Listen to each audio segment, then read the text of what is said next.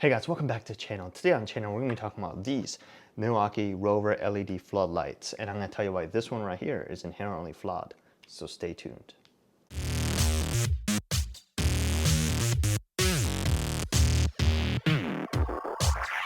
All right guys, so this is the Milwaukee 2108. And this one right here, I think is the 2112. And depending on which model you get, maybe a 2120 or 22 or whatnot. But I got this one in a kit.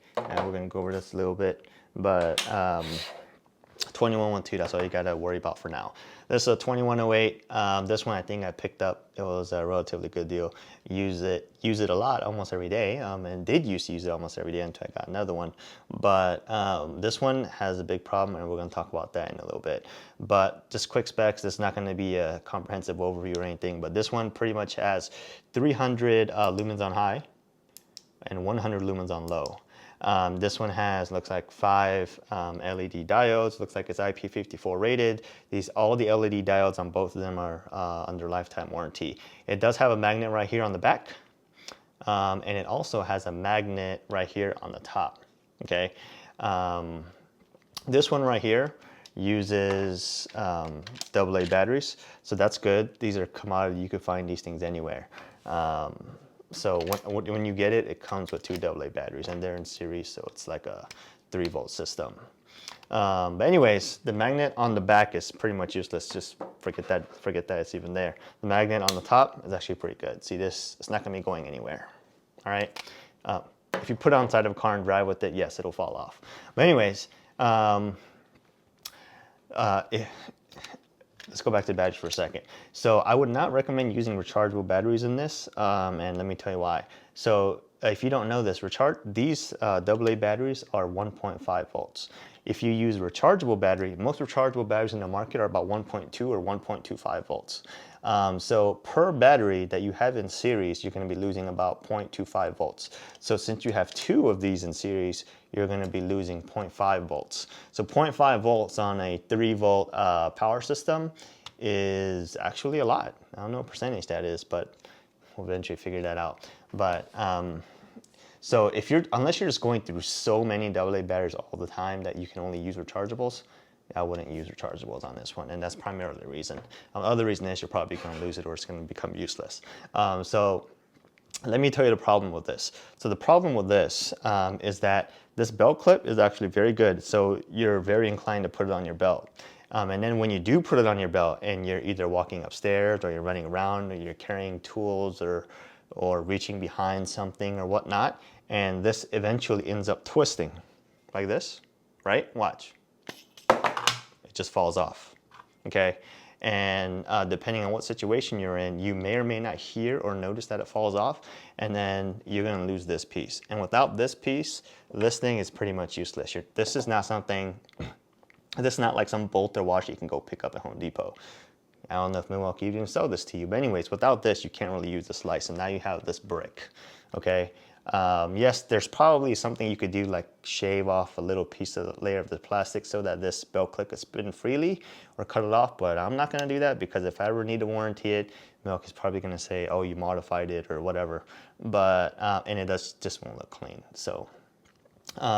That's primarily the big problem with that, and the reason that's a big problem is because actually it happened to me, and I don't know where it fell off or whatnot, like whether I was working under like one of the raised ceiling or raised floors or behind one of the closets. I went to go use it and it was just gone. The top was gone, and I was trying to figure out where it could went, and I went back to the site that I was at, and it just happened to be laying there on the floor. Okay, if you lose that, you may not be lucky. You could fall off walking upstairs, fall all the way down. You may not even know that it falls off.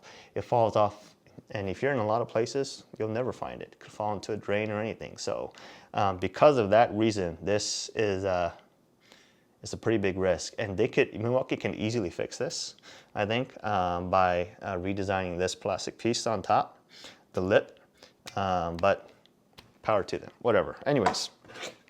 This one right here, 2112. This one is a lot bigger. It's a lot heavier, but it has 1, 2, 3, 4, 5, 6, 7, 8 diodes. This has 445 lumens on high, 100 lumens on low. This one also has the magnet on the back and the magnet on the top. The magnet on the back here is almost pretty much useless also, so forget that's even there. Also IP54 rated. Look at that. Yes, it will fall off if you really go at it. But anyways, this one's rechargeable via micro USB, and the one that I got came as a kit with all of these. Okay, this came as a kit. I think it was like $45 or $50, somewhere around there. But the amount of use I get out of it makes it actually very useful. Micro USB port right here. Did I say it was IP54 rated already? I'm not sure, but micro USB port right there, and it has colors. Green means it's good to go and it's charged. Orange, yellow means that it's probably somewhere around 50% or so, and red means that it needs to be charged. Anyways, this one, whoa. This one takes a Milwaukee red lithium USB cell. This is pretty much an 18650 cell encased in this piece of plastic that Milwaukee makes. And all the leads for the batteries are up here on the top. And that's what kind of makes this proprietary. The 18650 cells themselves are not proprietary, but they encase it in this piece of plastic that brings all the leads to the top. And that's primarily the reason why it's proprietary. I'm sure you could probably open it up and replace the cell or something like that, but I'm not gonna do that. Actually, the cell on here, I'm not sure what it is, but it looks like it could be a Samsung or something, because it said that the cells are made in Korea or Malaysia. So depending on which one you get, who knows? But anyways, this is a 4-volt, 10-watt-hour cell. Milwaukee says you could charge the cell roughly about 2,000 times or so. So even if you charged it once a day for a year, or every day for a year, that would be 365 charges divided, I don't know, by 2,000. That's a lot. You're probably going to get way more. You can get enough life out of this. You don't have to worry about that. 2,000, that's a lot. And if it ever fails to charge, I'm sure Milwaukee will probably warranty that. Who knows? Anyways, that's the power for this Rover light. So this one's been pretty good. This one, the one I got in the kit, came with an extra red lithium USB charger. And this one, all it really does is it houses the cell, and you can charge the cell in here, in this casing or whatnot, by putting it in there. You open the hatch, plug in your micro USB cable. Any micro USB cable will work. It doesn't have to be this cable, but I will say this cable looks like it's very well made. What kind of quality you would expect from Milwaukee. These end pieces look like they're aluminum, and this is probably going to get you around a long time. Anyways, these cells will charge relatively fast. If you plug this into a 2.1 amp hour output on the USB, you'll charge, I think it was like 50% in like 30 minutes or something like that, or in 80% in like an hour or so. Usually I don't have too much problems taking time to charge this. So I used to keep one in the car in the toolbox or whatnot. I'm always carrying this one. This one, like I said, is a proprietary or commodity AA cell, so you don't have to worry about that one too much, but high risk of losing this, and then you just got a brick. So make sure you keep that in mind if you get this, or if you're thinking about picking this up. But both these lights have been pretty good. The way I use them mainly is when I'm in like a network closet or on site somewhere, I can usually just stick it right on the panel, and it pretty much shines enough light to view pretty much everything. But the belt clip on this one is so much better than the belt clip on this one, because this one, they designed to be pretty much flush. See how flush that is? So it's kind of hard to get into the belt. So I usually don't use it on a belt clip, whereas this one, belt clip, so easy. Especially if you got like a belt or a pocket, it just slides in right here. Big belt clip, this one's good to use. So they're both pretty good. Let's talk one more thing, TrueView. TrueView I actually thought was a gimmick, and then when you're actually using it and you can actually really tell a difference between the colors of the wires, it actually is, I don't want to say a lifesaver, but it's actually very useful.